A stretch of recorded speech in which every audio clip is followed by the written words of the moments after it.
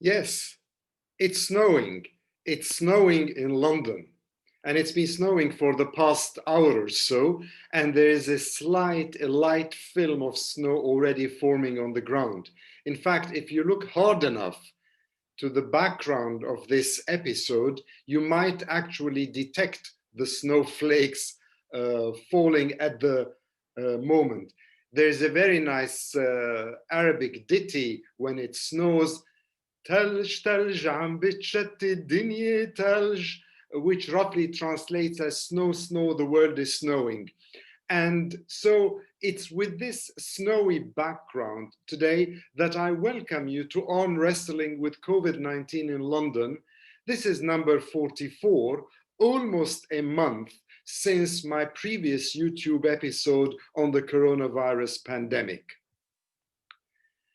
Now, today, before it started snowing, I was sitting in front of my porridge watching Andrew Marr's Sunday program on BBC One. And he had a conversation with our Secretary of State, Matt Hancock, as well as with the First Minister of Scotland, Nicola Sturgeon, and with the Israeli Minister of Health, Yuli Edelstein. Yuli Edelstein is one of the famous Soviet refuseniks who is now a minister in Netanyahu's government and who previously was Speaker of the Knesset, or the Israeli parliament. And why am I mentioning all three? Because in all three conversations, Andrew Marr, with different levels of rigor and scrutiny, discussed the situation of COVID-19 in England, in Scotland, and in Israel. Why in Israel? Because it is one of the leading countries. In fact, it could be the first or second leading country in terms of the massive campaign for vaccination. And why Scotland? Because Scotland has its own policies when it comes to vaccination, as distinct from England, and that also applies, by the way, to Northern Ireland. Now, I'm putting all these together because the point I would like to make today is not to discuss how many million people we have or have not vaccinated, nor whether the vaccines are more the Pfizer, BioNTech, or the Oxford AstraZeneca vaccine, or the Moderna vaccine for that matter, but because I want to focus only on one issue, and that is, what should be the gap between the first jab that you, man or woman, in England or elsewhere, will take? Is the gap between those two jabs 3 or 4 weeks? Is it 6 weeks? Or is it 12 weeks? Now, there's quite a lot of disparity between those three parameters, isn't there? 3 to 4 weeks is what Pfizer, the people who manufactured the vaccine, say. They say that the first jab is given and the second jab, in order to boost the immunity or the efficacy of the jab, should be given within 3 to 4 weeks. There is an alternative viewpoint that you can stretch it, if need be, for various reasons, up to 6 weeks, but that you have to give the second jab by the 6th week. And then the only country in the world where the perceived wisdom at the moment seems to be that you get the first vaccine and then you get the second vaccine in 12 weeks' time. Now, why is that happening? That is happening because the UK government, we are the only country who applies this 12-week period between the two jabs. The UK government wants to vaccinate as many people as they can, rather than use and deplete the vaccines that they have for the same people, first jab, second jab. And they are arguing that that would give a wider immunity to a far larger number of people. Now, I'm not sure about this. And I don't want to get into the mechanics of it because, first of all, I might be hoisted by my own petard or by my own arguments. I'm not a scientist, I'm not a virologist or an epidemiologist. Therefore, I cannot actually say that our leading scientists, those you see on your television screen for the press conferences, or those who write in the broadsheets, I will not be able to say that they're right or they're wrong and I'm right. But I'm just using common logic and common sense, horse sense, if you wish. Why is it that the whole world is applying the 3 to 4 week period between the two vaccines, and we are going for the 12 weeks? Do we know something that nobody else in the world knows? Now, I do agree and I do accept that this is not an easy campaign. It is not easy to inoculate and vaccinate people across the whole country, Scotland, Ireland, Wales, England. It's a massive mammoth task that the NHS is doing its best at the moment to fulfill. And I'm also aware that there are many, many countries in different parts of the world, across many different continents, who don't even have any vaccine, who don't have any stock in the country to choose, even if they wanted to choose, whom to vaccinate and whom not to vaccinate. I'm well aware of this. So I don't want these arguments to sort of interfere in what I'm trying to say from my own common sense perspective. And what is that? It's as simple as this. I fully accept the political, logistical, practical, if you want, although I'm a bit iffy about that word, explanation by the government that if you do not revaccinate or give a second jab to the people who've already taken the first vaccine within 4 weeks, then you have a lot more supply for other people in other cohorts or categories that might not actually be able to access the vaccine as quickly as we would wish them to do. That I understand. The question I'm trying to raise is whether that argument is valid and solid or not. Let's assume that Joe Bloggs goes to the health center or to a hub to get the vaccine. The nurse, the qualified nurse or the GP gives that vaccine and says you can come back within either 4 weeks or 12 weeks, or 6 weeks if we're going to compromise between the two benchmarks. Now, from what I understand, and this was the reason why Andrew Marr was talking to Yuli Edelstein in Israel to see what their experience and their wisdom is on it. And the man said that we don't have clinical studies to prove one way or the other how it works. If you get the vaccine, one line of thought is that the efficacy or your immunity goes up by 30 to 50% only.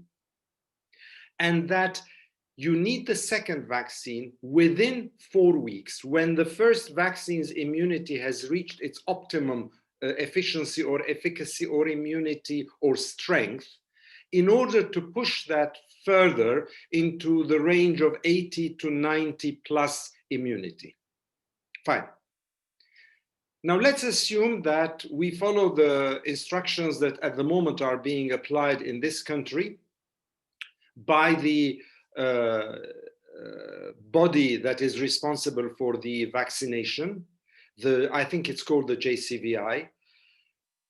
Let's assume that that's not the case and that the second vaccine is taken after 12 weeks. By the time you, Joe Bloggs, goes to get the second vaccine after 12 weeks, will that immunity that you had engendered, that you had created from the first vaccine, 30%, 40%, 50%, will it still be at that level and then you push it up to 80 or 90? Or if you wait so long, then that immunity will have dropped again to 10 or 20%, which means that the second vaccine will not be able to push it up again after 12 weeks to 80 or 90%, so that we have some kind of near certainty that this combination of two jabs will give us enough protection, enough herd immunity, if you want to use that word, across the board for all people 16, 18 and onward, that we can basically resume some form of normality in our lives. That is basically my argument. It's an argument not made as a scientist. Call it a lawyer's argument, call it a common, ordinary citizen's argument. How much less immunity will we eventually get after the second jab if that second vaccine is left for 12 weeks instead of 4 weeks, or a maximum of 6 weeks, which is what some people are saying is the only compromise possible scientifically under the circumstances.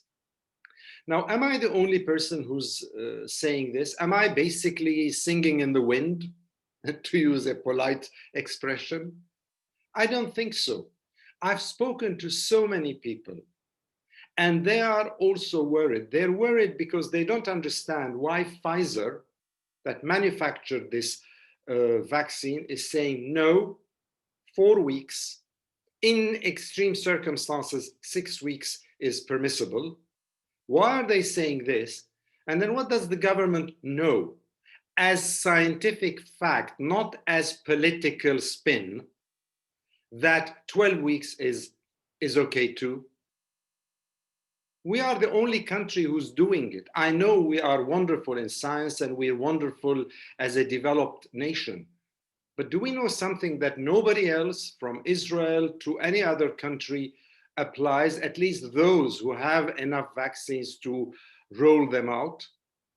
That is my question. And when I talk to ordinary people, they have their reservations, they have their doubts.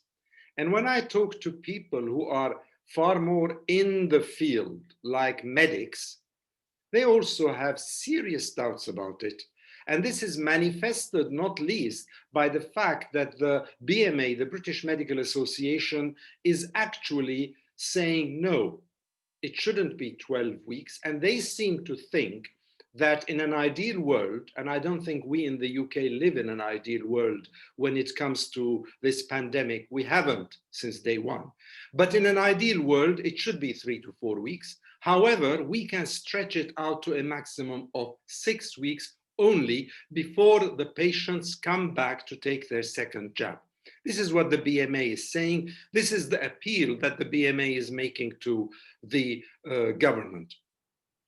The same also, some of you might have heard the story of Joan Bakewell, a well-known journalist, who herself has taken the jab, but is also criticizing the government. I don't know exactly the story because I haven't followed it very assiduously, but I believe that she's also taking action to query the scientific facts upon which the government is taking this decision. Have those facts, has this reasoning based on facts, not on the statements of a minister or other, has it been revealed? Has the opposition Labour Party, has anybody seen those, the arguments behind this decision?